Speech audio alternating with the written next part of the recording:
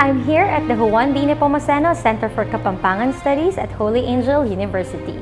Envisioned to preserve and promote Kapampangan cultural heritage, it houses a research center, library and archives, museum and gallery, and a theater.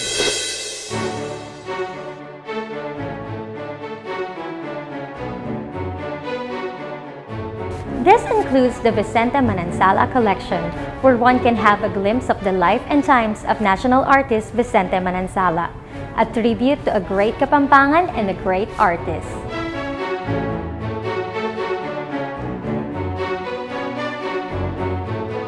Manansala was born in Macabebe, Pampanga on January 22, 1910. As a young boy, his talent was revealed through copies he made of Sagrada Familia and his mother's portrait, which he copies from a photograph. Vicente Silva Manansala is a national artist, which means that he is looked at as one of the pillars of Philippine art, no? But although this was awarded to him posthumously in 1981. As a newsboy and bootblack in Intramuros, he expressed his early creativity designing kites and making charcoal sketches. He was elected as one of the 13 moderns of Philippine art. He was one of the early art scholars that won international scholarships. In 1949, he got a scholarship in Montreal, and the next year he got a French scholarship.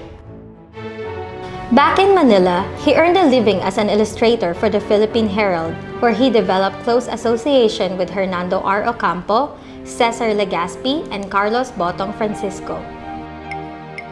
With the issues of national culture and identity in focus after World War II, his works reflected the social environment and expressed the native sensibility.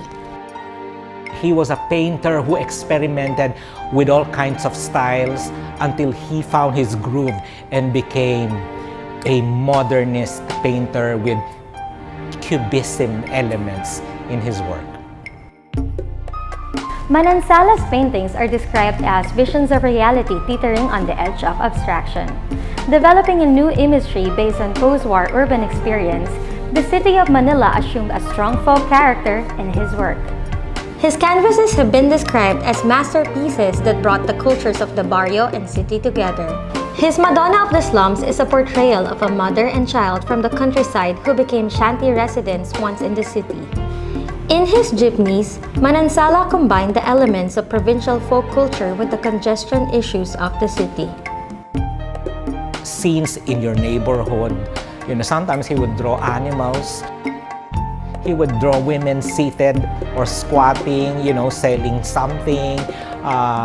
He would draw carabaos, rural scapes.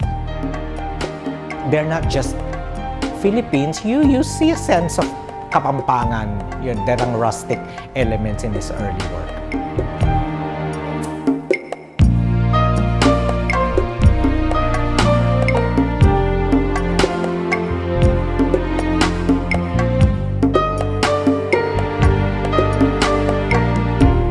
Manansala, who passed away in 1981, received numerous awards for his work in his lifetime.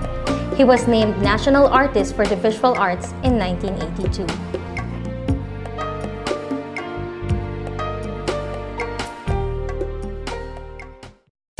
This afternoon's episode has given us the opportunity to learn more and celebrate the works of Pampanga's very talented visual artists. We would like to thank Vicente Manansala, Brillante Mendoza, and Cloud Tayag for being in the special episode with us. Our thanks also to Miss Ana Capri, Borge Meneses, Norman Chudvico, Hermie Pineda, and Rona Manansala for sharing their amazing works with us.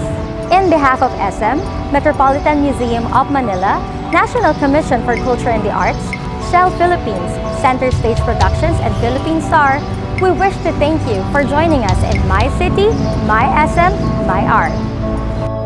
Join us next month for another season of My City, My SM, My Art. This is Tristine Yabut. Dakala salamat kay Pamagtago.